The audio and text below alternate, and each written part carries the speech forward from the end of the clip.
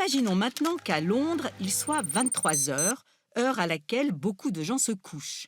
Eh bien, au même moment, il est déjà minuit en Allemagne, un pays situé bien à l'est de l'Angleterre, dans un autre fuseau horaire, et la plupart de nos amis allemands sont dans les bras de Morphée. Au Portugal, il est 23 heures comme à Londres. Et à Madrid? Quelle heure est-il à Madrid? Vous voyez que l'Espagne se situe nettement plus à l'ouest que l'Angleterre, et pourtant, Madrid affiche la même heure que l'Allemagne, à savoir minuit.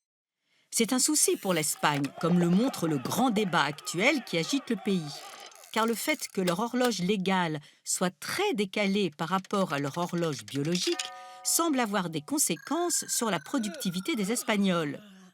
En effet, à 23 heures, l'été, le soleil vient juste de se coucher en Espagne, ce qui pousse les Espagnols à aller dormir très très tard, à être en manque de sommeil permanent et à être fatigués au travail.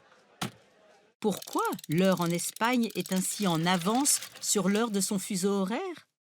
Eh bien parce qu'en 1942, le dictateur Francisco Franco a tout simplement décidé d'aligner son pays sur l'heure de ses amis, c'est-à-dire sur l'heure de l'Allemagne nazie. Un petit cadeau en quelque sorte à l'égard de son copain Hitler. Une anomalie qui est restée après-guerre. Les gouvernements espagnols se trouvent devant un dilemme. L'Espagne doit-elle revenir à son fuseau horaire initial et donc remonter les montres d'une heure, avoir la même heure qu'au Royaume-Uni?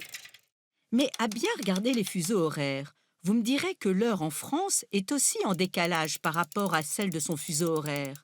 C'est qu'en France aussi, l'Allemagne a influencé l'heure légale.